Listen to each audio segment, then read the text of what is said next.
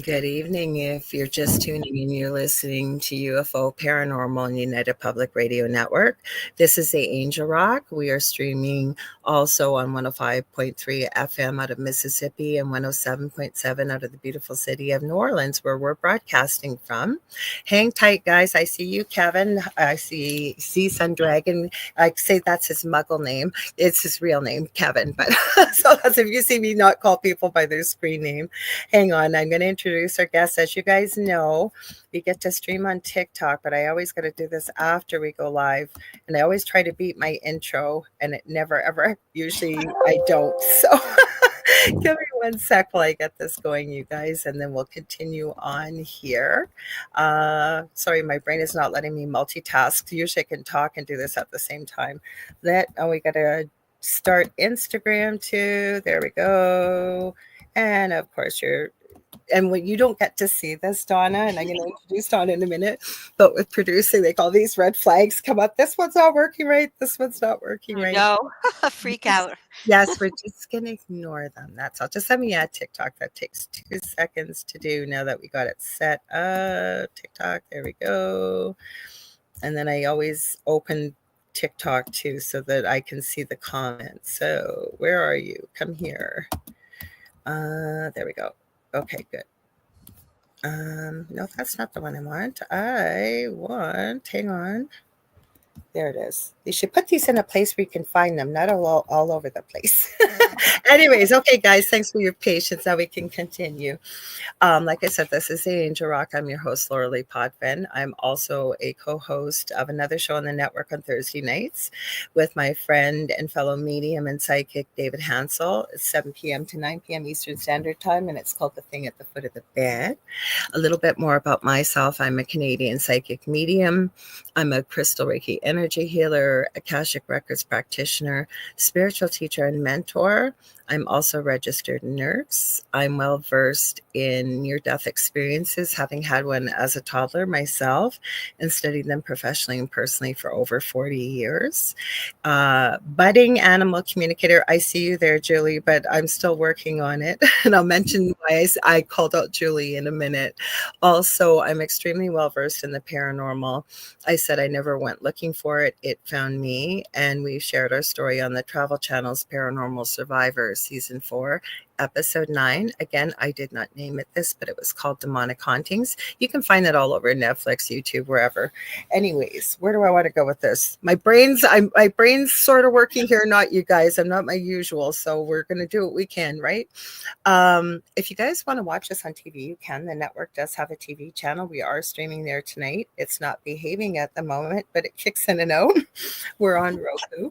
And how you're going to find our particular channel, you're going to go to the channel store on Roku, type in UFO space P as in paranormal. There's a drop-down list, and I think we're about the third or fourth one down. And if you click on that, you can watch us on TV. Now, I always say, you guys, if you can't see us, you can't comment.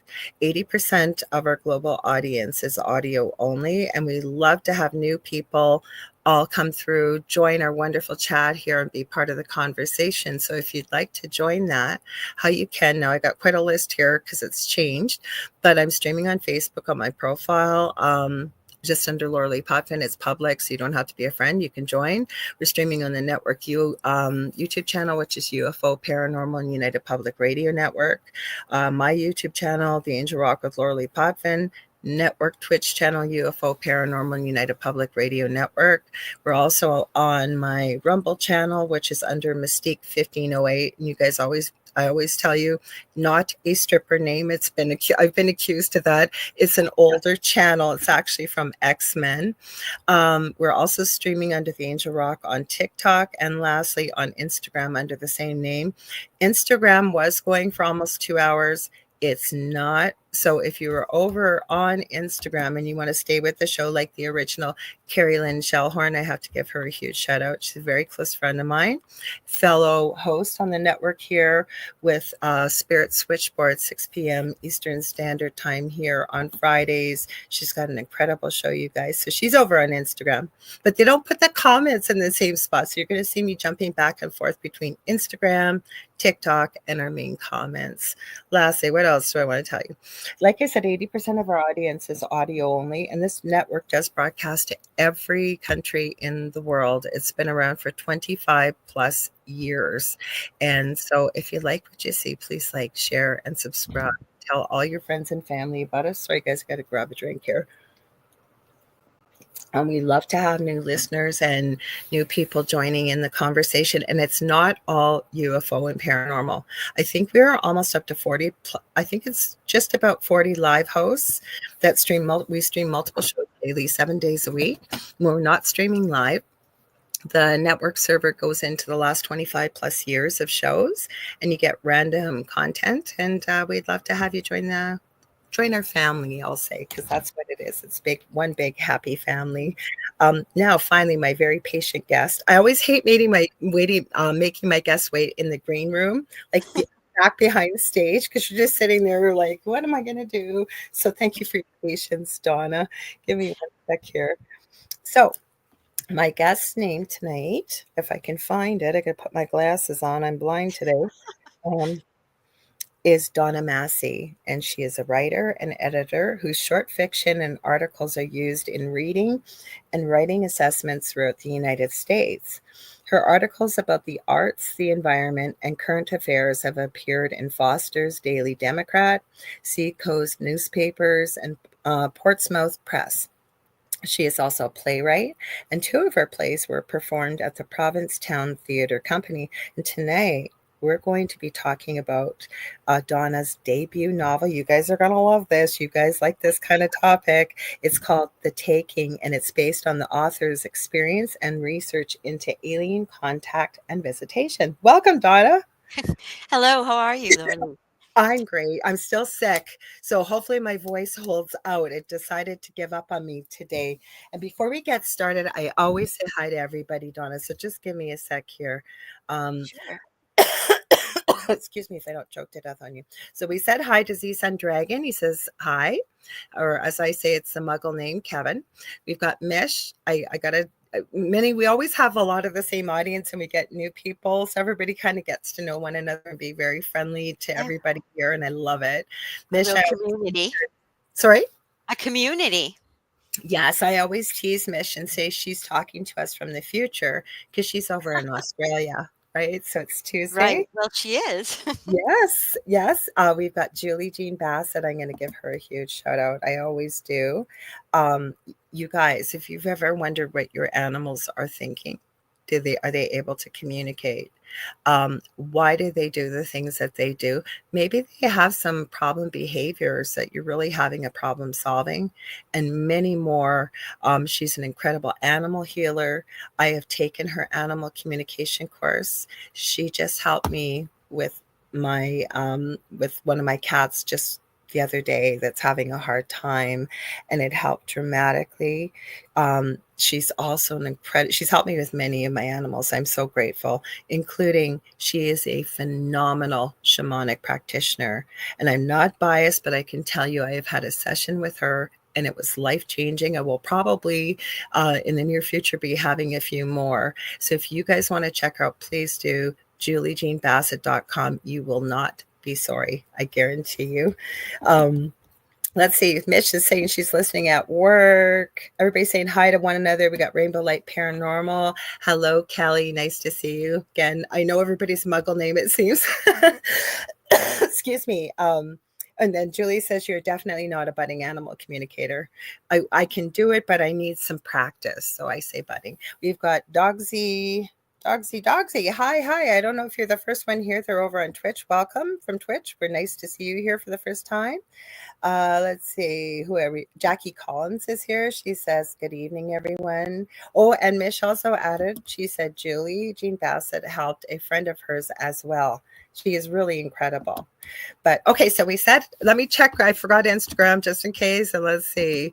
TikTok. High Priestess Rainbow is over on TikTok saying hello, welcome. We're glad to have you there. And I will pop back and forth to say hello. Please feel free to join the conversation. So Donna, I was so glad. I never get to meet people till I see them on the camera. like Mhm. right here, and you are absolutely lovely. I've been looking forward to this for a couple, well, since we booked it, because Thank you, thank you, thank you. it's such a an exciting topic. I know my audience loves it. So let's start at the beginning, as I usually do.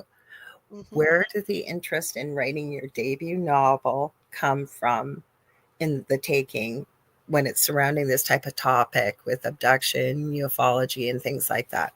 Mhm. Oh, well, first of all, thank you so much for having me on the show, Lorilei. I have It's a my feeling I'm pleasure to gonna be end up here. having you again. I really did. Like I do when it's a guest and you're an author and the topic I know. So I'm no pressure, but I I just Oh, heard yeah. that. I hear spirit and I heard that today. I would love to. I love talking UFOs, and I have an interest in, the Oh, paranormal see, in we got lots general. to talk about. See? Yeah, Mhm, yeah. mhm, Well, to answer your question, I've really been extremely interested in UFOs ever since I was mhm, a child, and, so with that fledgling interest, just over the years, it developed, and I just read more and more about it. Have watched many a UFO documentary, mhm. read a lot of books, and just really learned about it over the years.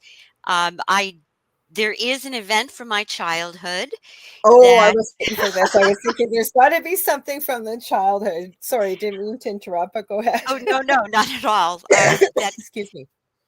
could have been it was probably a big spark for my interest. Mhm. Um, but when I was about 7 years old, I had an experience while I was at school, and Ooh. it was recess. Yeah, Mhm. and, looked up into the sky, and I saw an object hovering above me. Uh, it didn't look like it was that far off the ground, a couple 100 feet Okay. maybe, maybe Mhm. more. It was cigar shaped. Oh, Uh, wow. You're the yeah, first person I've heard that from. really? Mhm. Cigar shape, Um definitely. Mhm. On either end of it were clouds, so the 2 tips of it, on the right and the left, were hidden behind the clouds. So Okay.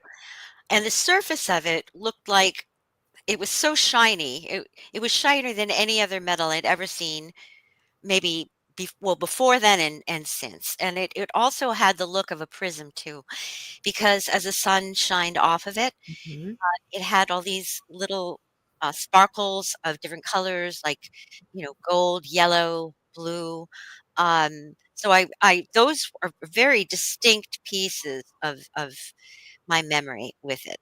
Can And I ask you how big would you estimate from your childhood, again, looking at it with a child's eyes? I mean, it mhm, might just be really big, or how big would you estimate you think it was? geez.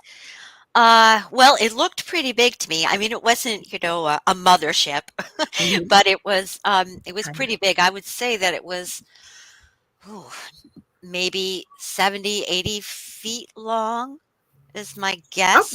Well, that's why I said with a child's Yeah. eyes too, because it's relative to how old you were Mhm. and I mean, compared to an adult, right? So, but that's still pretty good sized. Yeah, and I mean, the tips were, not visible to me because they were Right. behind clouds, but it looked to me like it might have stopped inside the clouds. Okay.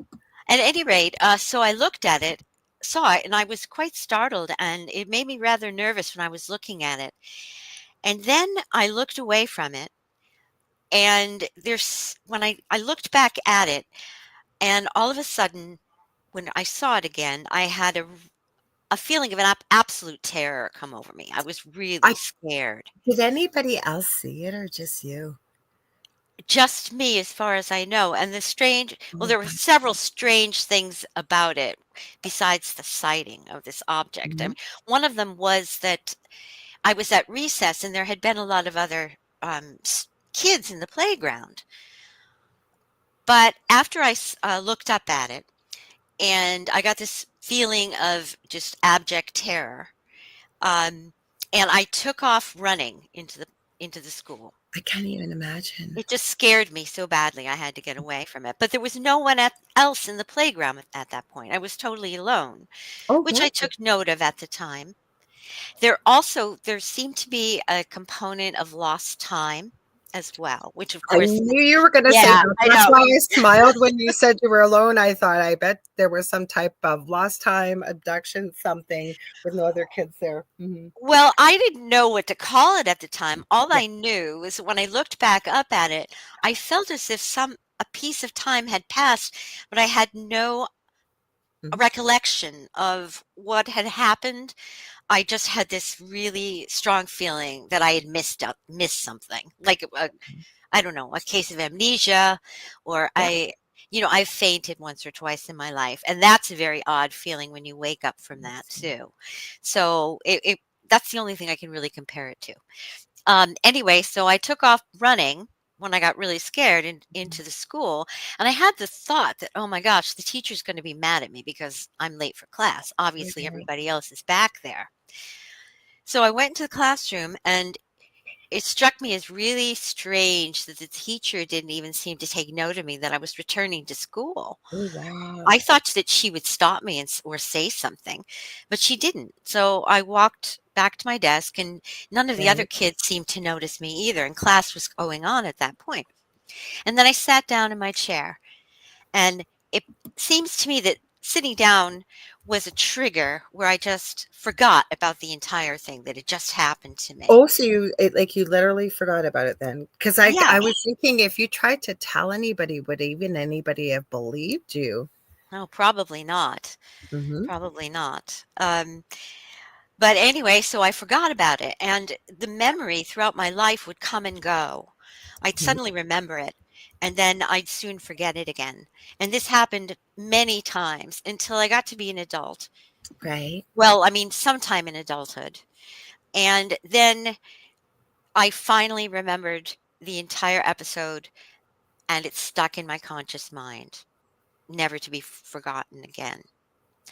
So that was an odd experience that I really don't have any explanation for. There are times when I'm not, to tell you the truth, Lorley, I'm not even sure if it was real or not because it was a long time ago. I had no proof other than my experience.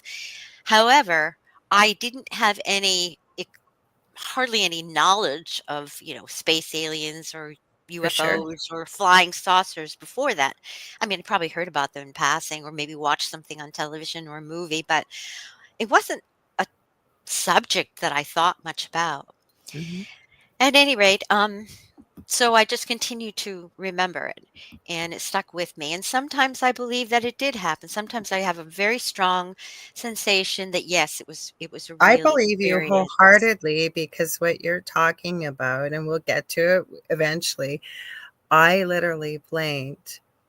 And I've been in this city my whole life. It's not a big city. I'm about 6.5 hours north of Minneapolis, Minnesota, and Mhm. about 40 minutes away from the Minnesota border. So I'm in Thunder Bay in Ontario, Canada, kind of close to almost the middle of Canada, not quite. So I Mhm. know this city well. I was a community visiting nurse. I know all the little back roads and everything to get to people's Yeah. homes. I went to the store quickly, I'll tell you, just so I why I believe you. And when some of the things you were saying, I was smiling, and you were literally saying what I was just about to ask you. So, this is when we were at the peak of the haunting in our previous home. Mhm. And I was really tired. I hadn't slept well. And my partner, Dell, I said, I just got to run to the store. It literally was 2 minutes away. I probably could have walked there in 7 minutes. But I went to the lights and I blinked. And then when I opened my eyes, my phone was ringing. And it was my partner, Dell, saying, "Where the heck are you?" And I said, "I have no clue." I was miles away, out rurally. I am shocked I even got cell service. I'd never seen this road. My car was parked in the opposite direction to what I was going. And I still remember this building. It was a half, oh, I'm getting goosebumps, half circle building. And there were broken out windows. There was nobody there. And I just said, "I don't know." And he goes, "What do you mean you don't know? I thought you got in an accident or something." I said, "I need to pull. I'm surprised I didn't get cell service. Let me pull up my maps and see where I was." I was miles away rurally. So how does that happen? Wow. Oh my gosh. That's why I believe you, especially like you said, you got little flashes here and there before, throughout the years, right? It's almost like we repress them, especially as a child. I can't Mhm. imagine the terror.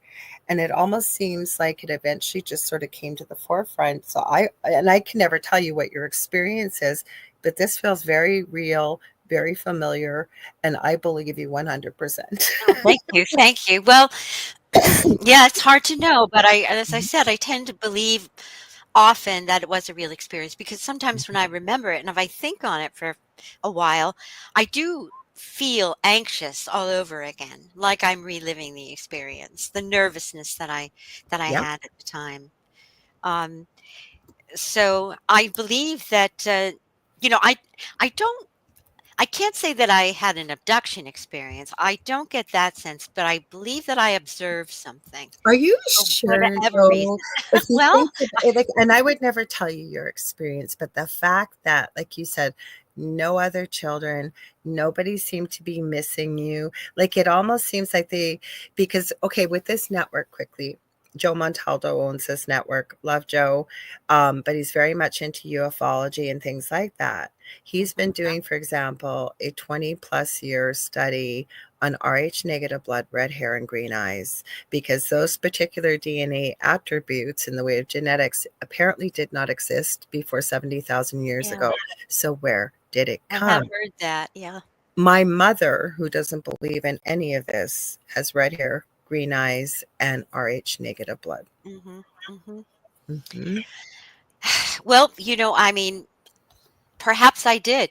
Maybe the only way to know would be to do some sort of Hypnosis. hypnosis, Hmm. regressive therapy. Hmm. Sometimes I'm not sure I wanna know if I was abducted or not. Well, I've said the same thing because I kind of wonder what happened in those minutes. And I also lost time. I should say that I forgot the biggest piece. There was about an hour and a half from when I blinked to where I was that is missing. I kind of want to know, but maybe I don't, like you said. Yeah. Yeah, I get it. I get it. But I So, believe that was, oh, excuse me, but I was just gonna say that probably was a big influence on me spending right. my entire life so far, looking into the topic of UFOs and alien abductions Mhm. and, UFO encounters. Mhm. So that's a pretty profound experience. And to me, it almost feels, I would never tell you what your experience was, but it almost feels like this memory finally got tucked away, repressed because it was so Mhm. terrifying for you. And like you said, every now and then you get bits and pieces. It almost feels like the whole puzzle eventually came out and the memories unlocked. But you're so young and it's such a profound, unusual, or feels Mhm. unusually strange and unique, right? That we Yes. question it Oh, from my that time when absolutely. Perhaps it was the alien beings, the extraterrestrials, or wherever they might have come from, other dimensions or humans from the future. Perhaps they're the ones who suppressed my memories. I mean, as they are purported to do to people who have abduction experiences. well, I will share this. I talk about this channel. We watch a lot of YouTube at our house. Dell researches different things than I do.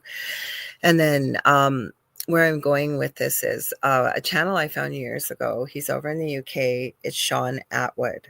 And he most recently has invited a woman by the name of Beverly Rhodes. There's different people starting to broadcast sort of under his YouTube channel. Mhm. And she had a horrific upbringing in the way of came from a wealthy family.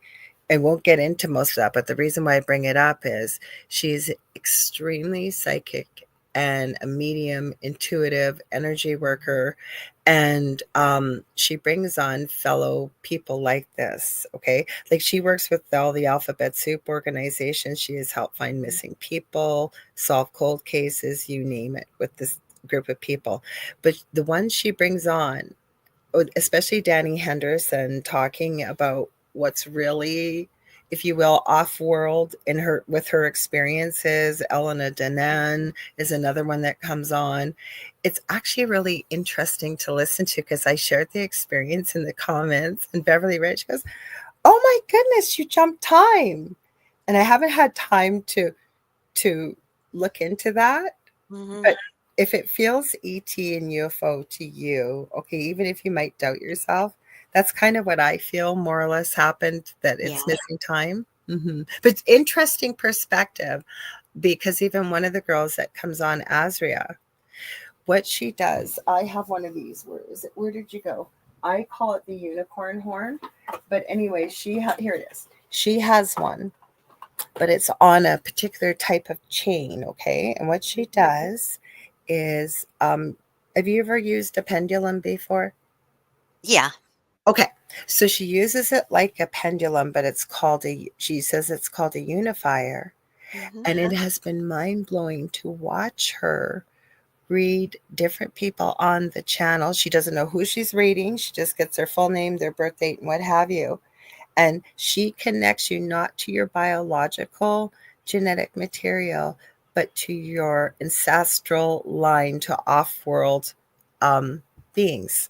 And it Wow. has been so profoundly accurate. It is mind-blowing, and it's done live, like when she gives the results. Mhm. So there are people out there speaking our language at these types of things. So I really do. I would never push it on you. I didn't have your experience, but I believe you. Thank you. Yeah. Well, there was, another time that I felt that perhaps the aliens were interceding for either interceding for me or for somehow affected some other event, which was years and years later. But, and that was an odd thing too. I mean, I didn't see anything, but I felt as if maybe they were making their influence felt in a given situation, which was interesting too. Are you comfortable to share more about Uh, that? well, sure, it was just a little thing. Oh, that's So, okay.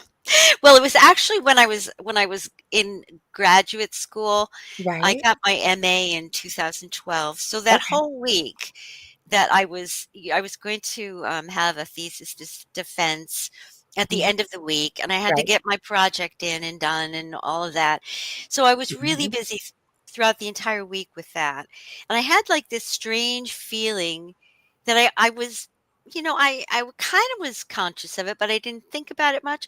But I felt as if I was being sort of ushered along, like almost like something was pushing me forward and Yeah. forward, and I'm like wanted to look over my back and say, "Who's there?" I Mhm. sometimes I wonder if it was, someone I loved who had passed or whatever.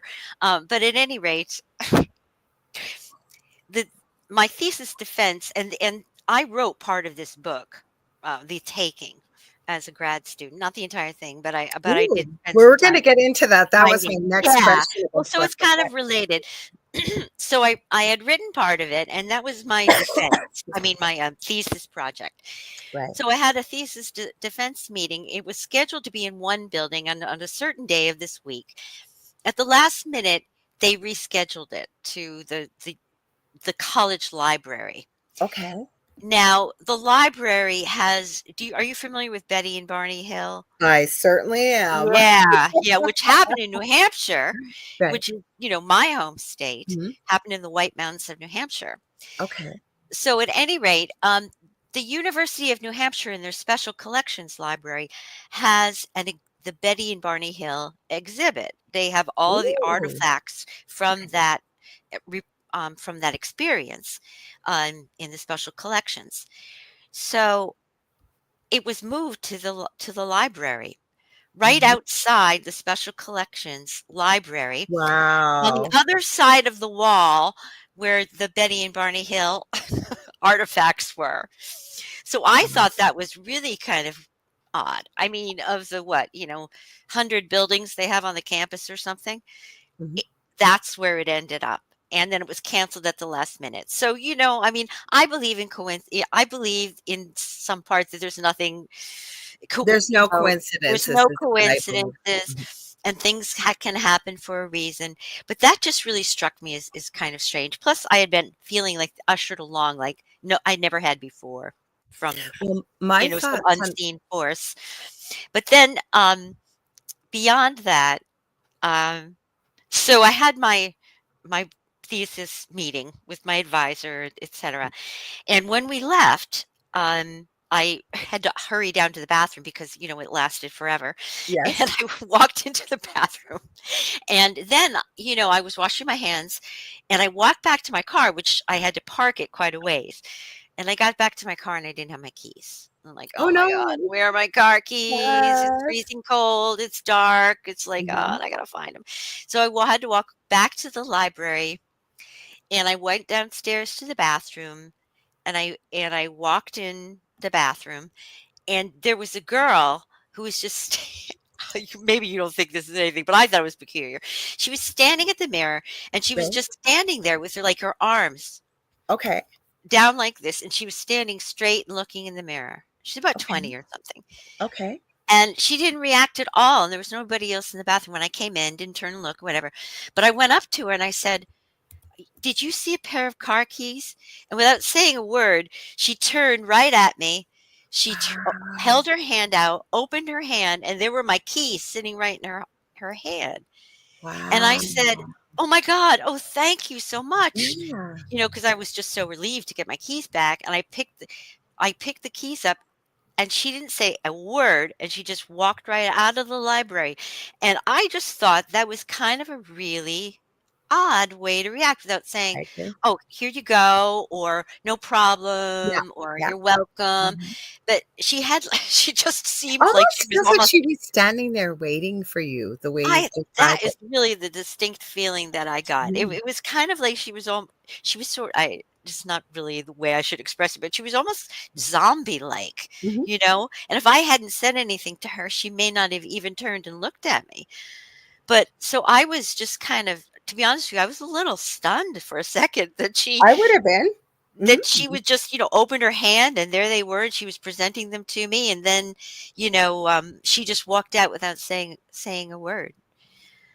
It was very bizarre. And then another thing that was strange about that too, and I don't know if this has anything to do with aliens, but the main character in my book is named Vera, which I Yeah. named after my grandmother. Aw, that's beautiful. Yeah. Mhm. Well, so I needed an extra person on my committee to sit with me. And so my advisor asked a friend of his who was a professor at Boston University.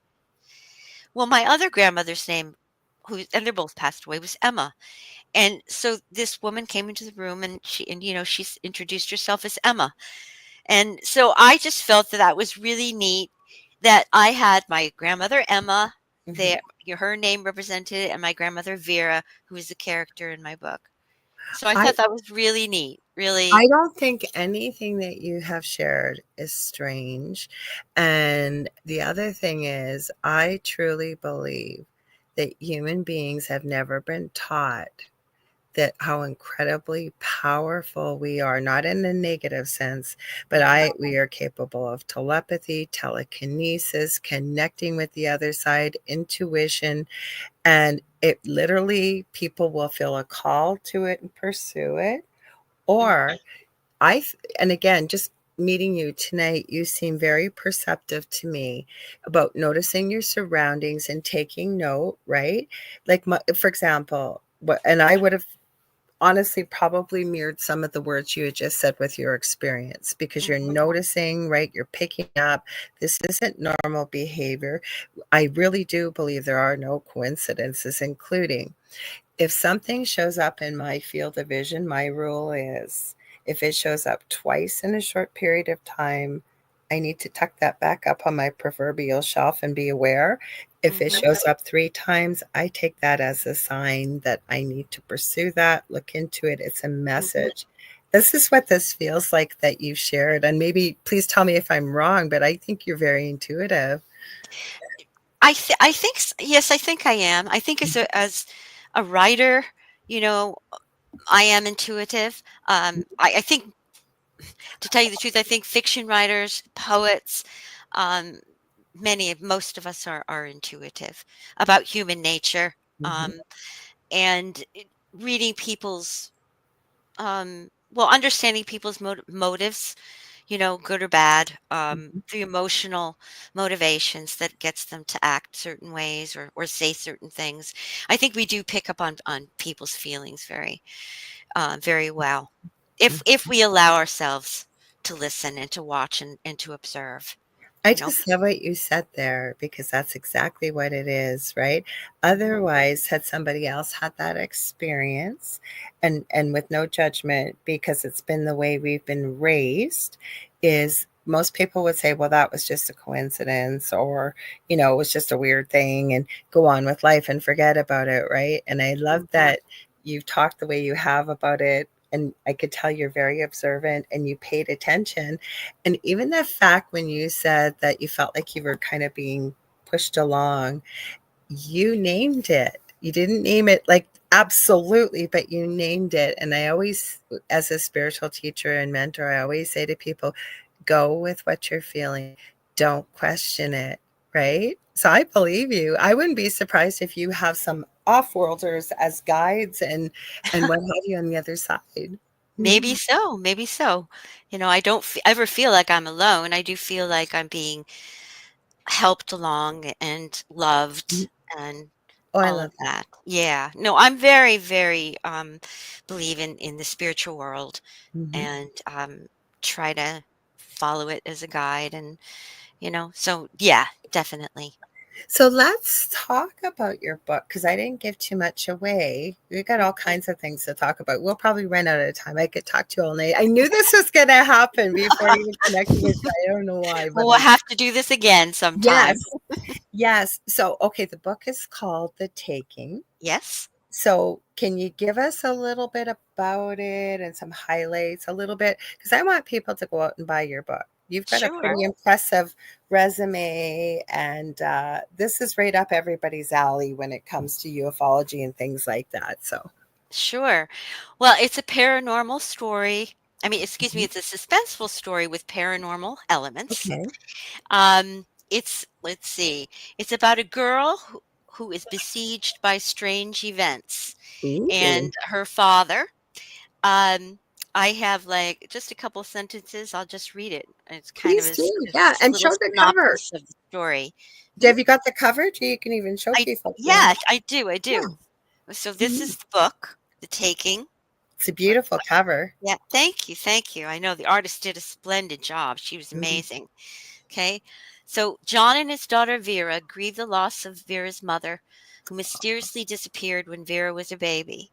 As John struggles to raise his daughter, he dismisses connections between his wife's disappearance and Vera's bizarre dreams of otherworldly creatures. But when he finds Vera unconscious, lying in a ring of scorched trees, he begins to believe that a mysterious outside force is controlling her fate and his. So Wow. that's a short synopsis of the story. Mhm.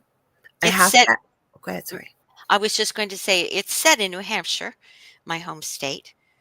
And some of the reason for that is because, well, for one thing, New Hampshire has a pretty storied history of UFO Yeah. encounters. Mhm. A lot of places in the world do. New Hampshire has, including the Benny and Barney Hill story, which is very famous. Like the It first is. modern UFO abduction story.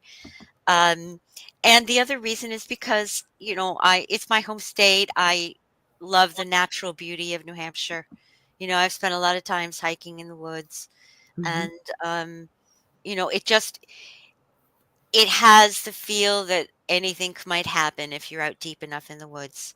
mhm, And the landscape is a part of the story because the people are people in the story, they love nature, they're inspired by nature, but at other times it feels dark and ominous to them too. okay. It sounds Julie Jean Bassett just put in a comment, she said, "This sounds like a great book." Oh, thank you, Julie. Thank you. So, yeah, like, I don't always get a chance to read people's books before, but this is one that's gonna be on my list because I'm already drawn in just from that short synopsis, like, Awesome. Awesome. what happened to Vera's mom? Why did her dad find her in the ring that was burnt out? What's going on? Why is Yeah. she connecting with these strange creatures? Because it's so weird. I haven't really been able to concentrate on things for the last couple of weeks. Anything heavy. So, like, I rewatched Harry Potter. I've seen it a million times. Rewatched the whole thing, and I've always wanted to do this. And I started on the weekend. I've seen every movie, but not like one after another. I'm Yeah. watching the whole Star Wars thing now because it came Oh, I out when love I was a that. little kid. I know I have my shows too that I just make me feel great. Mhm. Yeah. Well, Lift no, my normally spirits. I should have told you this too. I'm sorry. Before the show, it'll seem like there's a pause. I always have a bit of a delay, so I apologize if I start to speak when you do. And I should have Oh, said no that problem. before we went live. Okay, so I want to ask you, do you think you've ever seen a UFO? Just that one time that, when back in the schoolyard when I was a little kid, that was the only sighting I've ever had, um, to my knowledge. I mean, I've never seen anything in the sky or otherwise that looked peculiar to me, where I'd stopped and I'd said, "Oh my god, that was beyond anything that, I can name, that I can identify." Although I do look, I look quite often, and I would like to see one again. I don't know if I'd like to have, like, a 3rd encounter of the I mean, like, a close Close encounter of the 3rd encounter? kind, Yeah. but I would be very interested in seeing it, and as a matter of fact, seeing something, you know, going back to Betty and Barney Hill again, just because, there's a road in New Hampshire. It's it's a scenic drive, the route that they were on Yes. when they were Mhm. abducted. It's like a 12-mile stretch of road, and it Okay. goes down the highway they were traveling, Mhm. and it goes into off into the dirt road where the abduction allegedly happened. So, I would love to be up there doing that drive and perhaps see something odd in the sky. But I plan to do that someday. I have Um, all kinds of videos from here where I live. The city I live in um, has a strong First Nations history, as most of us do in North America and around the world. But mhm, um, for some reason, every kind of paranormal activity you could possibly think of has been documented in this city. mhm, And I don't know what it is with me with strange crafts. Julie can definitely back me up. She had sent me a couple months ago, it was a picture of that full moon, and something had showed up on the photo. And she said, "What?" She didn't say it was a UFO. She just said, "What do you think this is?" So, for anybody listening, my advice, I suggested people not only take pictures, but also video. Okay. mhm. So we were able to find out what that little mark was, but I voice message everybody because I talk to people so many times a day. Plus, my phone thinks it knows how to spell better than me. So I spend more time correcting. So I was looking at the moon, videoing it, and I think I'd taken the video. And as I was talking, like voice messaging Julie, I went, "Holy crap! Holy crap!" I'm getting goosebumps as I'm telling you. Right by the moon, all of a sudden, this really weird red light came out of nowhere. And at first, Julie couldn't see it. And I said, I'll circle about the area in the video. And I said, blow it up. And she couldn't believe it either. I have all kinds of videos like this. I don't know why I see them. It's Mhm. weird. Yeah. Well, you said that you didn't seek it out. It comes to you. Mhm. Yeah. Well, you know what I wanted to ask you though? Okay, so you saw that UFO as a child. Mhm. And never mind, I love that you started this book in grad school. So, what part did you bring a lot of that experience into the story about the taking? Or, in what direction? Was there a lot in the way of crafts? I know you don't want to get the whole book away because you want people to read it, but Mhm. are you able, like, did you bring a big piece of that experience into this story or? Um, well, most of the book is from my imagination. It's not based on real reports or the experiences of anyone I know, specifically. Uh, Most of the information that I use, the details in the story, are ones that I've learned along the way as I've Okay. read and researched about the topic. And I mean, the little story I told you, yes, there's a piece of that in there, but Okay. really that's the only thing that can draw back to a personal experience, Okay. or an experience that I'm familiar with, from my own life or some. So, but it is very much inspired by encounters that people have had, just the details that they describe of their experiences seeing a UFO, having a closer encounter than that, and an abduction experience. So that's all based on known information that's often reported with these kinds of events. So, Okay. yeah. Jackie Collins just said, great conversation. Well, we're glad you're here. I do want to say hi to Contessa or Connie Martin. I seen her sneak in. Please let me know, you guys, if I missed anybody. Just say, I think I missed Lisa Martinello too. Evening to all. I wave, but I just want you to know we see you. Now, there is an experience. Would you mind if I share it? It's over from off of TikTok. It's Sure. from yeah, it's from High Priestess Rainbow, because she was talking about, she said UFOs are definitely real. I've Mhm. encountered a few myself, so I said feel free to share. So let me put my glasses on so I can read here. Hello, Petite Lioness. I see you over there too. Thank you for joining and sharing the live. And we've got Mystical Del Riata too. Welcome. So High Priestess Rainbow says, last year during the summer, my animals were acting up really badly.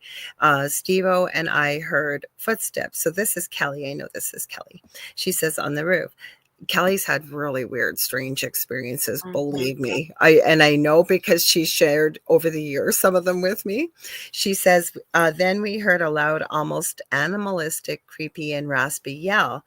It was 10 p.m. at night, and it felt like I lost track of time. We didn't go out to investigate, but I felt that this being was not friendly.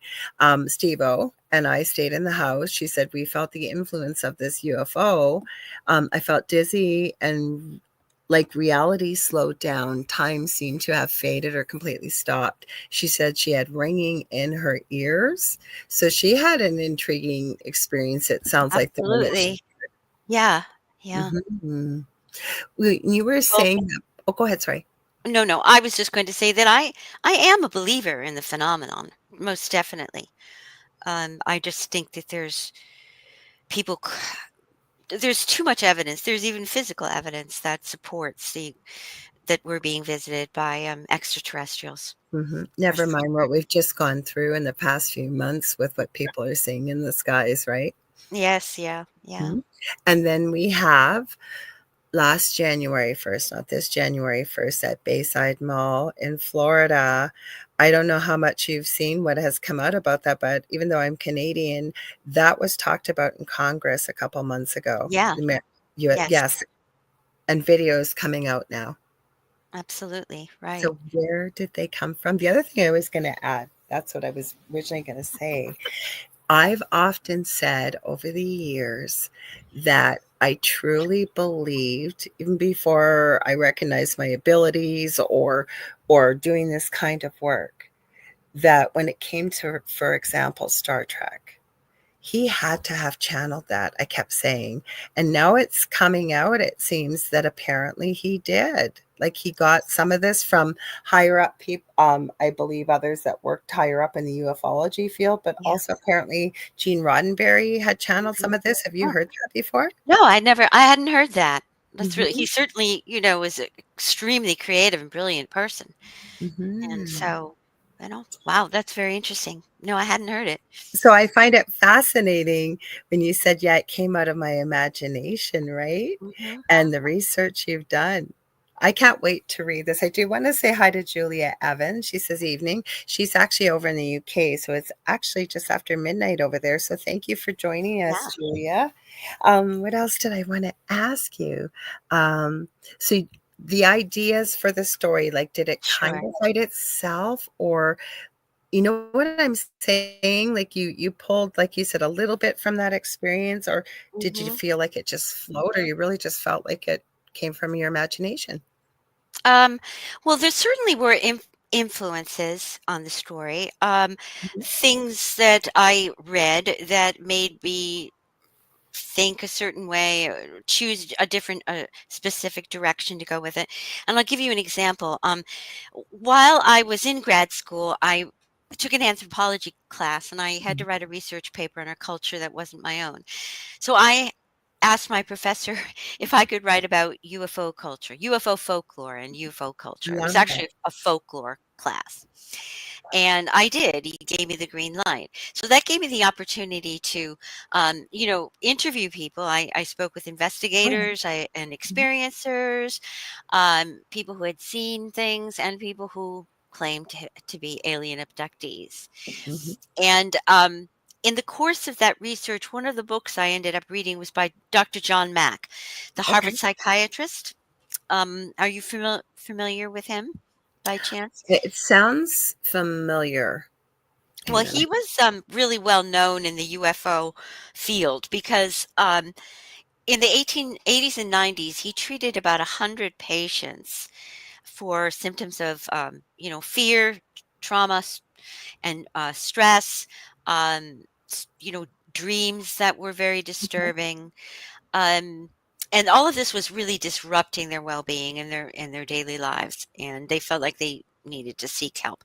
Well, in the course of treating these patients, he came to feel, based on what they were telling them and the uniformity of all the details in their stories and how they matched what people say, the things that people report have happened to them when they have an abduction experience, that they were alien abductees. Mhm. And he ended up going from being a skeptic to being, Love to that. believing in the Mhm, phenomenon. Although he would say that he didn't know whether it was he happening in the physical realm or the metaphysical realm. mhm. But otherwise, but it was real one way or the other, and he believed his patients. So in other words, in the metaphysical realm, that they may not have gone anywhere, their physical bodies, but their mind and their consciousness, Oh, traveled. absolutely, that happens, Yeah, yes. yeah. Mhm. So at any rate, he did a lot of research and he wrote several books about it. He became quite an authority on the subject, and he paid the price for it. He was Aw. quite controversial. He Mhm, was a prominent psychiatrist and professor at Harvard. They didn't. His colleagues at Harvard questioned his treatment of these patients, how he was going about treating their psychosis, and so he got hauled up in front of them, and they were considering taking his tenure away. Well, oh the my good news goodness. was that they didn't. They Oh, didn't. thank goodness. His job was saved, but he still remains a controversial figure because, as you mentioned, people really aren't necessarily accepting of this idea that of alien abductions. They may think that it's possible, more strongly believe that we're being visited by extraterrestrials who, Mhm. fly by our planet, or that they exist. But the idea of them actually abducting human beings is more far-fetched and harder for a lot of people to believe. Unless you experience it and you Yeah, remember. unless you experience it. Mhm, So, that's, if people questioned him. But he wrote a book called Alien Human Encounters with Aliens, I mhm, believe was the name of the book, which I read. And he gave me, from his writing, I really got some central ideas that I used in the book, some themes. For example, I had never before stopped and considered what the impact of being an alien abdee is on a person. mhm, It's not, and it suddenly occurred to me, this not just a story about intergalactic, time travelers, space mhm. travelers, aliens. It's really a human story, and Yeah. it has a lot of implications for humanity, and also for individuals who are being affected by it. So, for instance, I mean, how would a person who's an alien abductee feel? How would it affect their life? How would they find a way to cope with this? What's happening to them? There may be a before and after when you feel unnerved by something. You know something's not right, but you don't know what's going on. So you have all of this hidden kind of Right. angst or Mhm, anxiety about something that you don't understand what the cause of it is. And then once you do discover what's going on through, subconscious memories that suddenly break through, or if mhm. there's an event that triggers your memories, um, once you find that out and you accept it and you believe it, it's absolutely mind blowing, I would imagine, to realize that this is true. And so then what do you do? I mean, you You're still have literally to. taking the words out of my mouth. Like, then what do you do with this? Yeah, I mean, you wanna everybody wants to be able to live a normal life and experience the everyday, ups and downs and joys and just be normal. But it's not normal, and Well, where do so you go for some help? Where do you go where for do you go help? for Who help? do you tell? Mhm. Yes, and how do you find the inner strength to kind of make your life happy as best you can when you have no control over it? And there's so much and a big element of unpredictability. You don't know when and if it's ever gonna happen again, and you can't stop it. So those I were just like and these are the things that, Dr. Mack touched upon in the book. So in his work he did with his patients, he was trying to help them to find a way to make sense out of their experiences, Right. maybe try to find a purpose for it if possible, so that they could to take because otherwise it was just so hard and so painful.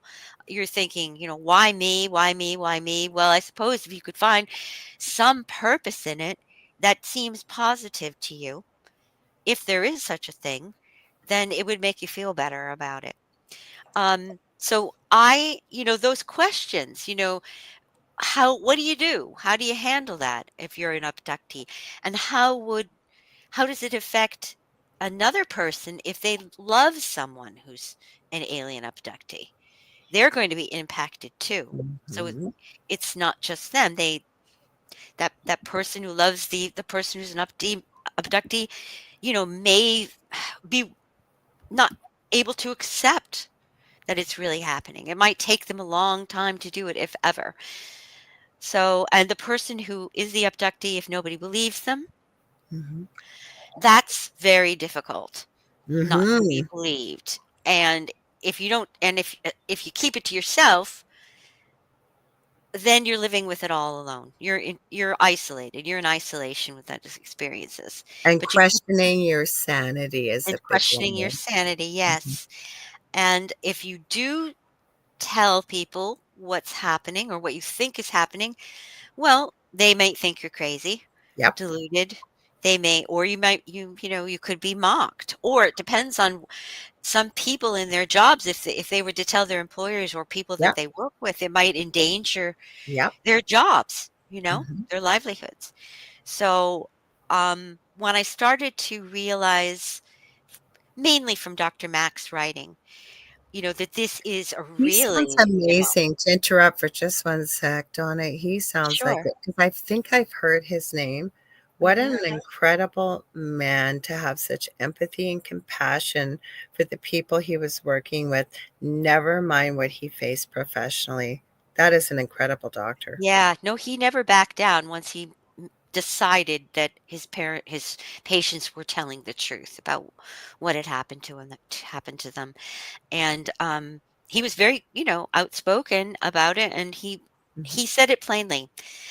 He investigated a lot of very interesting cases. Back in the 90s, he went to Tanzania. Was it Tanzania? I think Okay. so.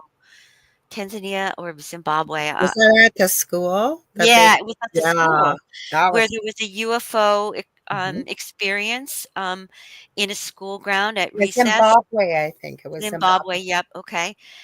It was seen by 200 Yeah, kids. mhm. And so Dr. Mack actually went there and he talked to a lot of the children and he talked to the teachers and, administrators at the school too.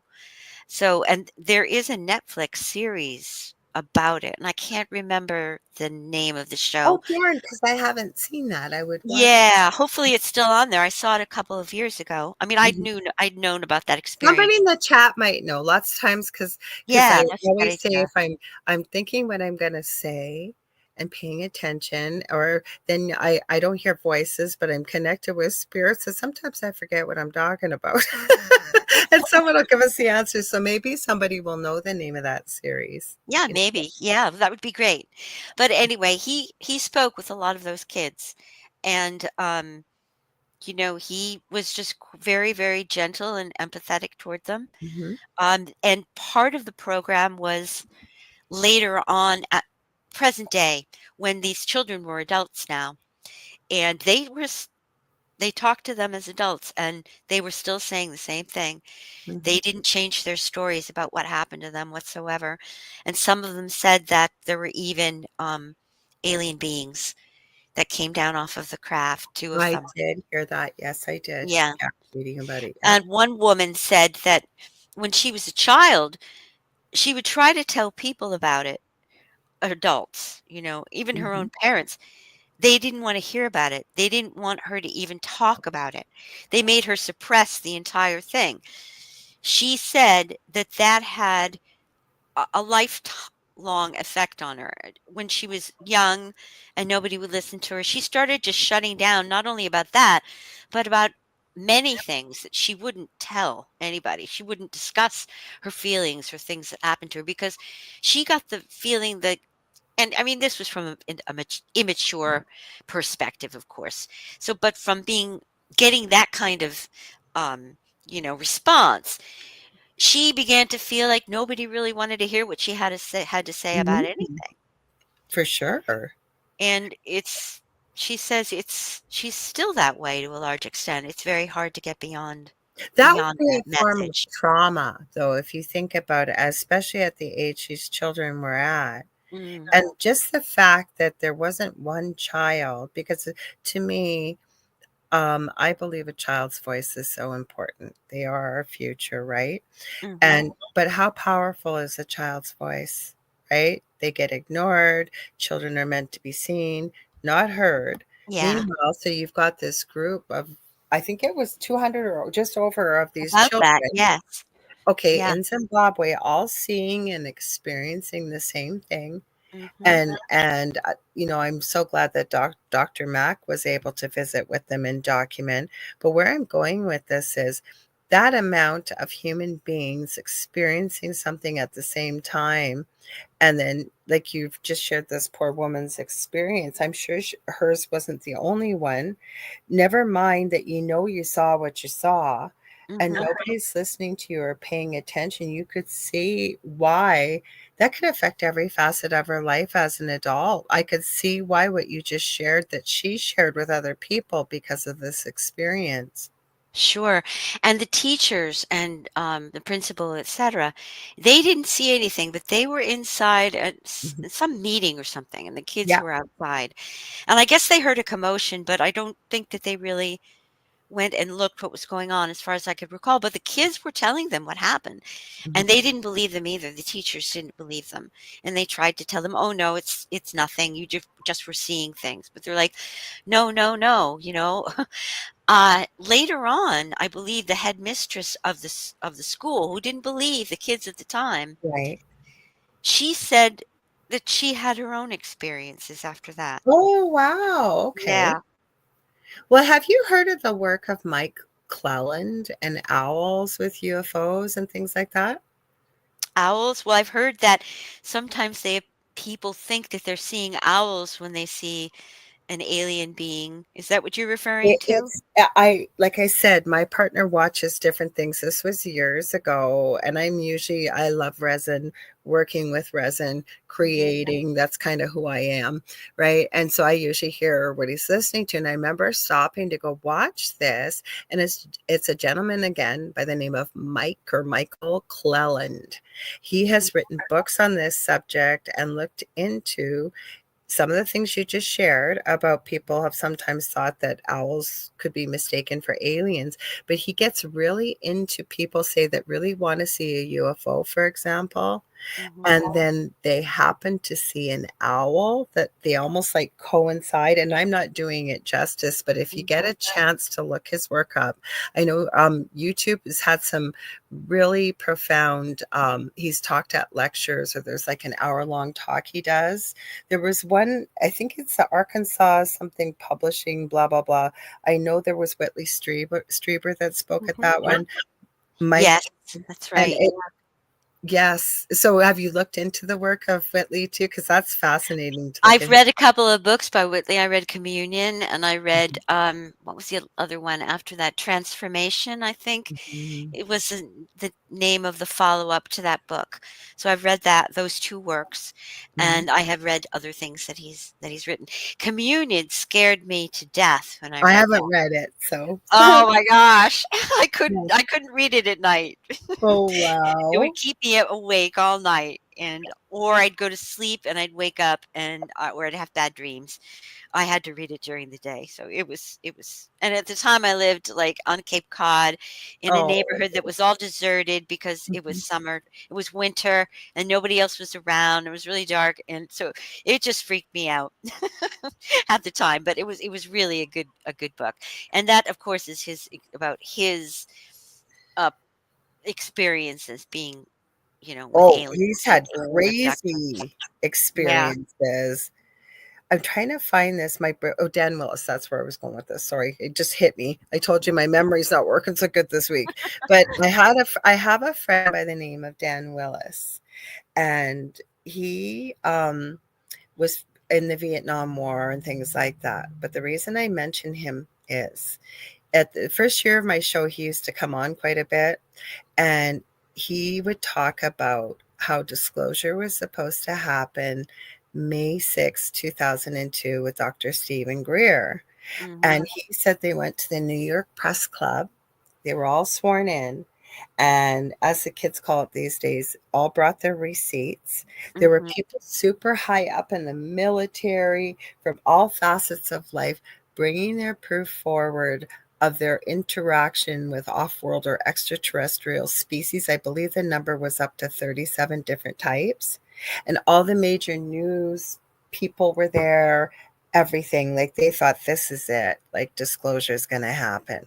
Now, Dan had a really small part to play because he's so modest, and he was talking about at the time. I forget what he did. It was some type of communications officer within the Navy, and they were on a ship, and he had to send it. I don't know if I'm probably going to screw this up, to the Pentagon or somewhere. But he saw the ships, he saw everything, and he sent that communication. Long story short, he would talk about it, and he put together a documentary last year. I shared it with so many people. It's only about an hour and something long, but it says why the secret space program will remain a secret. And he Mhm. actually took the footage from there and showed the people who were talking, because they wanted to go before Congress and in the US with their proof. But what ended up happening, we're talking every major alphabet news organization from Mhm. around the world was there. He said they ended up, like, say, one of the big networks and the news, about 15 seconds before they were done, they were saying, yes, and some people think there's such a thing as UFOs and extraterrestrials. He gave a Oh, little bit of yeah. a, yeah, so it didn't happen. Now, the reason why, after this long sentence, is have you followed the work of Dr. Stephen Greer? Have you tried CE5? Or it's a technique they use to connect en masse in a type of meditative state to call for UFOs or communicate? Well, I'm familiar with Stephen Greer. I've seen him in documentaries and such, so I know of him. And Joe knows them. Joe, our owner network, our network. He's been on Ancient Aliens, Joe, all kinds of yes, I've seen him on Ancient stuff. Aliens. Yeah. Yes, definitely. Um, I only just heard about, let's see, what is it called again? CE5. I think it's CE stands for Close Encounters, and it's got a 5. I don't know if it's the method that it's evolved to. It's at its fifth evolution. Well, But oh, I'm sorry, did I go interrupt ahead. you? No, no, no. Please go I ahead. was just gonna say the first I'd heard about that was in December. I was Oh, invited to a really? Christmas. Yeah, I hadn't heard of that before, but I was invited to a Christmas party, and I was talking to a man at the party, you know, telling him about my book. He was interested in the topic, and he told me that he was he and his wife were leaving to go on a cruise that Stephen Greer Mhm. was going to be Yeah. giving a seminar that was a few days long or something like Mhm. that, on the cruise. and that one of the things they were going to be doing was to be learning the C5 technique idea, and he said that he had joined after that. He said he was going to be part of a local group in my area Mhm. where they were going to be going down to the beach like every Saturday night or something to look up into the sky and to practice Mhm. what would you There's an call it? A app, I meditation, believe. kind of meditation or something. Yeah, practice that to see if they could make contact with extraterrestrials. Well, there's an app for that, I believe, in Android or iOS. You Yeah, can that get he mentioned that. Yeah. lastly, when I had mentioned Beverly Rhodes about this topic, I meant when it comes to this type of connection. So they apparently had over 1,000 people from around the world. It was this friend of Beverly's, and I don't think she's the be all to the end all. It's just a fascinating way to look at things I'd never really thought of when it comes, and they call them off-worlders, Mhm. right? It's fascinating. But what they did, and they're doing it again in May, so last year, people came from around the world. I believe it was somewhere over in the UK. They had a massive, massive open field. And one of the organizers, I don't know if it was Elena Denan, because she claims to channel very positive, loving off world or extraterrestrial species, Mhm. right? And she was told by her connection that they indeed would be seeing ships and have a kind of a bit of a connection at such and such a time and date during this conference. They Mhm. filmed it live, and indeed, exactly when she was told it would show up, it did. Kind of put on a bit of a light show for them. So they're doing it again this May, and it's supposed to have way more people. So well over 1,000 Wow. witness Holy this. mackerel. That Mhm. sounds very fascinating. I think so. Yeah. But one of these questions I wanted to ask, that was a great question. What's the most interesting report of a UFO or an alien encounter you've ever heard of or been fascinated by, learned about? Yeah. Oh, there's lots of them. I mean, we touched on Betty and Barney Hill. That's always fascinating, and I know a Some lot about people that may not because know who they are, so we can even, if oh, you're comfortable, talk about them, or if you can think of someone else even. well, I'll talk about Betty and Barney. Perfect. They were because experience was a long time ago, 1961 actually, Yeah. Yeah. and as I mentioned before, it's known in ufology as the first modern alien abduction Yes. Mhm. report event. They're a couple that lived in Portsmouth, New Hampshire, which is close, kind of like the southern tier of the state, close to Boston. And they were traveling home one weekend from Montreal, Canada. And they were driving south through New Hampshire, through the White Mountains of New Hampshire. Okay. So at some point while they were driving in the mountains, up around the Franconia Notch area in New Okay. Hampshire in the White Mountains, the famous landmark of the Old Man of the Mountain used to be in Franconia Notch in New Hampshire. It was around that area. Okay. And um, Betty saw what she thought was a shooting star in the night sky. And she called it out to, she said, "Oh, look, Barney, there's a shooting star." Well, he couldn't see anything because he was driving. At any rate, then it started to act very oddly because it wasn't, it was zigzagging all over the place and it was speeding up, slowing down, etc. So she told Barney that, and he couldn't really see at the time because he was driving, but she was really like, well, puzzled. Well, what is that? What could it be? And he's like, "It's a plane. It's a plane." She goes, "No, no, it's not acting like a plane." Normal partner. My Right? Yeah. partner, I'm going to add quickly, he is still a big skeptic after everything we have gone through, and I Oh, always really? say, sorry? Well, the yin and the yang. I guess he No, but balances. what I always say to him is jokingly, paranormal never happens unless it happens to you. Yeah, that's right. That's true. Yeah, yeah, yeah. So, at one point, they were watching this thing, Mhm. and um, it it was sort of like keeping pace with their Right. car, as they were Mhm. driving down the road. And then finally, there was like it was following them, and the light was practically right above the car. Well, of course, by then Barney was well aware of it, and he was driving really fast to try to get away from it. They pulled over, although they pulled over a couple of times to get a better look at it. At one point when they pulled over, Barney got his binoculars and he got out of the car and he went over, and he looked up at it, and he said that there were windows and that he could see beings in the windows. Mhm. And he felt as if he was receiving a telepathic message from them, Mhm. telling him, don't be scared, stay where you are, etc. But he was terrified. He he So. got the feeling right away that they were going to be captured, and he just wanted to get out of there as fast as he could.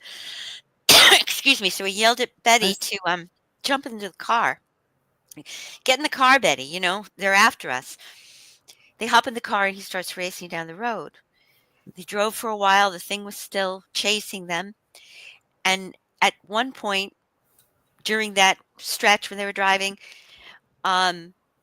they don't remember anything that happened after that. The Mhm. next thing they remembered, they were back on the road. They were driving on the same road, but they were something like 30 miles from where they had been the Mhm. last time that they'd looked. They also had lost time. Right. I'm not, half hour, 45 minutes, an hour or so of time, and they couldn't account for it. So they ended up uh, driving home. And by then it was about 5 o'clock in the morning and Wow. the sun was coming up. And they were really puzzled because they had gotten home so late. They thought they would have been home 2 hours or so before that, Right. but they weren't. So they just got into bed and went to sleep. And when they got up, they were unpacking their car. They noticed that there were spots on the trunk of their car. And they thought that was very odd. Some other things. Betty's dress that she had taken off when they got home, it was all torn. The zipper was Mhm. broken. I hadn't It heard that. Mhm. Yeah, it had, and they have that dress over at the UNH archives too, in the special collections as part of the exhibit. Mhm. Um, she didn't know why or how that could have happened. It was also covered with a pink powder. That was odd too. Oh, okay. They remembered that they had seen something in the sky that was unusual, so they called Pease Air Force Base, which was existed at the Right. time nearby, and they sent over an officer, and he had a Geiger counter. I ran it over the spots in the back of the car that turned out to be radioactive. So there Wow. were a lot of strange things like that, the missing time, the radioactive spots in their car. You know, they developed some physical symptoms. Barney developed, like warts around his groin that hadn't been there the day before. Oh, wow. His shoes were scuffed, which, I mean, these are things that they saw and people that they knew that they showed them to. But, at any rate, as the weeks went on, they started having nightmares and a lot of anxiety and a lot of trauma. As a matter of fact, Barney found it very difficult even to go to work because he was just so upset, but they didn't know why because they had no memory of it. Mhm.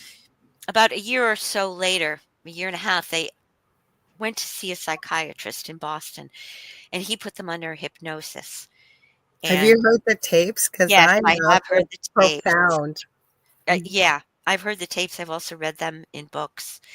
And do you know who Kathleen Martin is? She's I've heard yeah. Betty Yeah. and Barney Hill's niece, and I she's a was gonna say ufologist. that. I was pretty sure it was her niece. Yeah, okay. Yeah, and she's a Mhm. ufologist. So she's the Okay. expert on the Betty and Barney Hill case. I Too had the bad. I mentioned her. I mean, excuse me, I met her once when I Cool. was doing my research paper Mhm. for school. I met with her, and she shared a lot of details about the case with me, which is really Oh, fascinating. I nice. was like her captive audience for about 3 hours. She couldn't get rid of me, but Aw. anyway, it was just so interesting. um, so at any rate, a lot of the transcriptions from those hypnosis sessions are in her book, Okay. and they are chilling. I mean, their terror is so palpable, Yeah. um, that it just really scared me reading them and listening to them, what Mhm. they were going through, because they were reliving the entire experience. Just to make a long story short, they had a lot of details about what happened to them while they were on board the ship, of them being taken out of their car by 4 aliens, being sort of kind of lifted in the air as there, and Barney was passed out cold. Betty was awake for it, and she kept yelling to him, "Barney, wake up, you damn fool! Barney, wake up!" But he wouldn't wake up. Yeah. And the reason that he believed his shoes were scuffed after the Right. fact is because they were dragging him Ah, onto the up the platform to get on board the ship. that makes sense. Yeah. Mhm. So some of the just uh, briefly, um, Betty met some of the beings on the. She remembers meeting some of them. One that she called the doctor. They gave them, Oh, by title. One was the leader, and I can't remember what the other. There were several others. While she was there, she was talking to them, asking many questions. She was just pumping them with questions, like, where do you come from? And they're like, well, if show me a map. And they're like, well, if we showed you, you wouldn't really understand where it is. But they ended up showing her a star map, and yes. she wanted to take it off the ship as proof that this was a real experience. Right. One of them said, "Yes, you can have it," but at the last minute, the map was taken away from her, she says. They wouldn't allow her to leave with the map because they didn't want this, spread around that Mhm. about this abduction, or that they were there. And but later on, as I believe, as so I've heard, um, the star map, but Betty drew it under Identical. hypnosis. Yeah, it Identical. was identical to it. And I believe Is that it it the Pleiades, right? The Pleiades star system. yes, yeah. And it also had some stars in it that at the time hadn't been yet discovered until, Uh-huh. Yep. like, about, Mhm. over 10 years later. So that's another interesting fact about it. And Betty was always wanted to look into it, and she was extremely curious about it. She talked with people about it. Eventually, she's very honest. She communicated with people all over the world about this experience. Mhm. Barney, unfortunately, who died only about 8 years after that, he didn't want to know about it at all. His Mhm. attitude was just like, no, I don't want to talk about it. I mean, he Right. did, but he didn't, and I guess he believed it was real, but he didn't want to dwell on it. But Mhm. Betty, her curiosity was very strong. Mhm. And as far as I understand it, Betty Hill's family, her sister, it's her mother, her niece, Kathleen, have all Mhm. had experiences with Mhm. extraterrestrials as well. So they say. That's a theory, though. And again, because just the channel I've been following with Beverly Rhodes, I had asked in the chat, well, why would I be having experiences that I believe maybe I possibly had myself that we talked about earlier, but Mhm. I don't have Rh negative blood, green eyes, and red hair. And the Mhm. interesting part is that supposedly any descendant of somebody with those characteristics, and it's supposed to run through the lineage. And I know Joe, some of his research has shown him as well, that they seem to pick certain familial lines and it happens throughout like different generations. Have you heard Mhm. that before? Oh, yes, there's lots of stories about multiple generations of people, Mhm. saying that they've had abduction experiences, yes, and reoccurring ones as well. I don't Mhm. know, I wonder. I don't. I'm sure it happens to other people too. Either they're singled out to be abducted, or they're in the wrong place at the wrong time, and it You're happens reading to my them. mind. I was literally just thinking that. Those words, wrong place, the wrong time. Yeah. Of course, Travis Walton, you must know that story too about Travis Walton. Oh, Yeah, yes. that's another real famous one. Do He you has think you could share red that? hair. Do you Huh? think you could share a bit of that, please, for Oh, people yeah, that don't sure. know? Okay. That happened in 1975, I think it was, Mhm, and Travis Walton was pretty like 19, 20-year-old guy or something like that. He was pretty young. mhm. He was working on a crew in the forest, and I think they were, you know, cutting trees or clearing trees for something. But so they were a crew that was working up in the mountains in Arizona, and they were driving, just starting back at the end of the day to go home, and they saw, while they were still in the mountains, a big bright light in the sky. Mhm. And they stopped, really suddenly and looked at it. And Travis, for some reason, jumped out of the car and he went over to the light and he stood underneath it. And his friends were all yelling, "Get back in the car, get back in the Yes. car." They were all freaking out. Well, he just stood there and he was taken up in the light and he was gone. Mhm, So they went back. His friends went back. They went to the sheriff's office. They told them what happened, and they were actually given lie detector tests because the police, as they might mhm. have, their first suspects were these guys that they had, Yes. killed him or something like Right. that. Yeah. So they Mhm, gave them all lie detector tests. They all passed. They were all consistent in their stories and what they saw. mhm, So Travis Walton, nobody knew where he was for about 5 days. And then on the fifth day, his brother-in-law got a phone call and it was him. It was Travis. He didn't mhm. know where he was. Yep. He wasn't wearing a shirt. He was barefoot. He was all kind of cut up and, Mhm, just weak, dehydrated, just totally disoriented. mhm, And his brother-in-law said, "Well, where are you?" And he didn't even know. But anyway, they traced him down and picked him up. mhm, And then gradually what happened to him started to become clear in his mind. I don't know how long it took him for all of it to come out, but in stages he started to remember this experience, and it was, he was taken aboard, he was examined, etc., like Betty and Barney Hill were, and so he has absolutely no doubt that this happened to him. He said it mhm. wasn't a dream. It was absolutely clear as if I'm talking to you, Right. um, it happened. And he's been telling his story ever since and making no bones about the fact that it was real experience. I agree with you, and I've talked to people before on air, off air, who have had these very similar, not the same, but some bits and pieces are very similar to what we've talked about tonight. Missing time.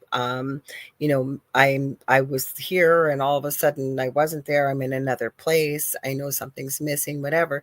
But where I'm going with this is they come back with an implant or Mhm. something foreign in their body. Yep. And then so they go to the doctor. I have somebody that was a close friend that said her and her mother both had the same experience. Remember it. Her mom didn't want to talk about it. She didn't want to act like it happened. Mhm. But they it was both discovered. I don't know if my friend at the time was having pain. I think it was in, I want to say wrist. I can't remember clearly, but the doctor noticed an x-ray and they removed what looked like a little chip inside of her, where we hear this story all the time. Mhm. And all of a sudden, before anybody could dissect this chip or find out what it was just gone. Nobody knows where it Mhm. went. It Mhm. just disappeared. Right, that's what we keep hearing about these stories as well. Yes. Exactly. That's another feature of these stories that they have in Mhm, common, that people often end up with implants. They don't necessarily know that they're there until maybe they have a problem and it's mhm, found during surgery, or a doctor sees it, or oh, how long have mhm. you had that strange No. bump? I mean, Mhm, exactly. So yeah, I mean, a lot of these details that we're talking about are ones that I work with in the book to try to bring these experiences, to life for people. I'm really curious to ask you this question. I know sometimes I use the question, sometimes I don't, but these were such great questions that our friend Gavin Davies, I always want to give Gavin a shout out. He always Yeah, he's sends me the great. best people, authors, always. I can tell you, doing this many years working with Gavin, there's not been one person I have had on the show that we couldn't have a conversation like this. Like, he just picks the best people. Yeah, So he is. He's marvelous. I love him too. So, and I think I'd love to hear people's thoughts in the comments too. So, what do you think the intentions of extraterrestrial aliens are for visiting our planet and for humankind, if in fact they are real? Hmm. Well, first of all, I tend to think that there are different species, a few different species at least, that are visiting our Absolutely. planet. I mean, that's what there have been reports of reptilian type creatures, Hmm. the classic grays Yeah. with the slanted eyes, big bulbous heads, you Hmm. know, small chins, spindly legs, arms. There's Looks for different, noses. yeah, whisper noses. Hmm. So yeah, I can think of, several different kinds of aliens with different physical Hmm. makeups, features that could possibly be visiting our planet, just from what I've heard as for stories. So that makes me wonder, do they all have the same motivations and intentions for being here? Hmm. I would think not necessarily. Some could be just coming by, doing a observation of a maybe an inferior species, which of humankind, like we're observe animals in the jungle, Hmm. for instance, or learning about us, what they can. Maybe some are come here because they're afraid what we're up to on our planet, Hmm. with nuclear weapons and wars and ecological, crises and the such. And that may be of great concern to them as well. And they may be here, or some people say, to help us somehow, or to work through certain people who are or particularly receptive to them, Hmm. to be passers on of knowledge. See, Um, now my thoughts are, and I feel that I have connected, if it's either interdimensionally or whatever, all I keep hearing is Earth and human beings are a young race. There's much mhm, to learn, that they are very profoundly affected by the fact of the breadth and depth of our emotions, and mhm, as well our propensity for violence and to hurt one another. mhm, So, and David and I on the thing at the foot of the bed. Now, David, and he'd be the first to admit it. He says he gets very upset when he hears that, for example, reptilians get a bad rap, right?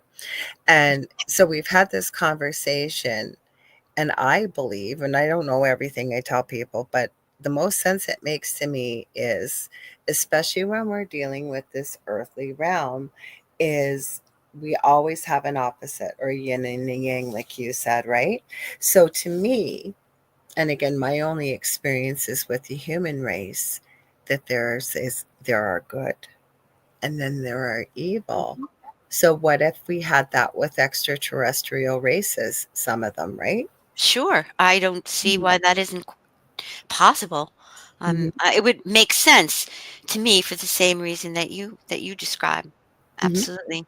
I mean, another, and these aren't my original ideas. These are things I've read. So Mhm. these are what other people are saying, speculating why they're here. But it's also drawn from observation, from Yes. experiences that they say they've had with them, or for other people have had. So it's not something that they're necessarily just coming out of their imagination. But the other thing is, well, do they have a human alien hybrid program going on? Oh Where my they're, gosh. If you're coming back on, we got to go down that road for sure, because I love to talk about that. I want to know where black eyed kids come from, why they need permission? Are they hybrids? Are there hybrids on our planet? There's just so much to talk about. Yeah. I mean, are they trying to make us a better a more enlightened species, for Yes, example, yes, by, breeding with us? yep, Are they trying to save their own race by yes, tapping our DNA? yes. Is it their way of, someday taking entirely over of the earth? Are they trying to get their bodies have create an individuals that can live safely on our planet, in our atmosphere, for example, Mhm. where they couldn't? I mean, it's impossible to know. But one thing, I guess I go back to, I would say that they have the different species of aliens have different reasons unto themselves. Some may have the same reasons, but there must be a number of different reasons. I agree, and we are not go do you know how fast this just went by? We have, like, literally 3 minutes left. That's Oh why I no, said oh I no. told you before the show, I just knew if you wrote and I never pressure someone. There's so much more to talk about, but how about we leave them with this? Because I wanna ask you. I seen a really interesting interview podcast about a month ago. I forget the gentleman's name, it's in here somewhere, but he has put out it's an alien case, and it's called Finding Victor, and there is a leaked video supposedly from the government. We didn't get into that stuff either Yeah. yet. That an alien or extraterrestrial was in captivity. They were trying to communicate telepathically, and this poor being passed away. And somebody in that program released it to the public. I have seen it, and this gentleman was obsessed with finding out who was the guy hidden on interviews. Was this a real in like a real video?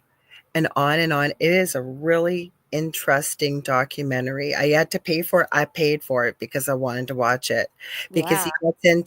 he finds out who Victor is, but he has the most incredible experiences, people trying to stop him and this is a true story. It is not a fiction story. Yeah. Well, I've Mhm, heard someone say not long ago in a documentary I was watching that the government, I was going to say mhm. them, okay, the Yep. government, they don't care if you know or what you know. They just don't want you to be able to prove it. So, Well, how about we leave it on that note? I knew we were gonna have fun tonight, Donna. I knew we'd have yeah. so much to talk about.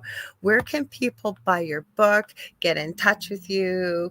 Anything you want to share if you've got something coming up? hmm Um, well, I have a website. It's donamasi.com, Mhm. DONAMASI. There's a Okay. link to order the book. It'll take you to the Amazon book page Okay. for the taking. So that is probably, that's a good quick way Okay. to go to it. It is, and I said it's on Amazon. It's on Barnes on Noble online. It's on, oh my gosh, it's on many online websites where books are sold. The sales Okay. reps are working on getting it into bookstores now. Perfect. So, and there's an ebook version and a print version I of the love book. it. And, I'm arranging book readings at bookstores, Cool. etc. So, I mean, I'll keep you posted as Well, I things have a develop, feeling we're going to have a and they're lot of booked. conversations, and from previous guests, and because I do have guests back on when there's so much more to talk about, and then with me talking to so many people off air too, I'm going to be telling people about your book. Good. Believe me, Thank I you. am. Well, I love being here. Oh, I just want to give a shout out to the publisher too, Collective Yes. Ink, because you can also order it on their website, collectiveink.com. What's one word? Mhm. And I Collective. wanna thank you for being here. I wanna thank everybody that was here tonight. If you guys enjoyed what you're seeing, I always write this down because my brain, like I said, has been going blank on me, so give me a second. You wanna stay tuned because coming up next is Dolly Saffron. I gotta get back to my notes, and, Preston, my head just went blank on me. I know who they are. It's, give me a sec, I'm looking. I lost my links here, sorry. Like I said, my memory, I have a phenomenal memory, but not this week, guys. I apologize. So give me one sec. But anyways, you guys want to stay tuned for that next. I don't know what my notes just did to me. This is crazy. Hang on, I gotta close this, guys. That's never happened before.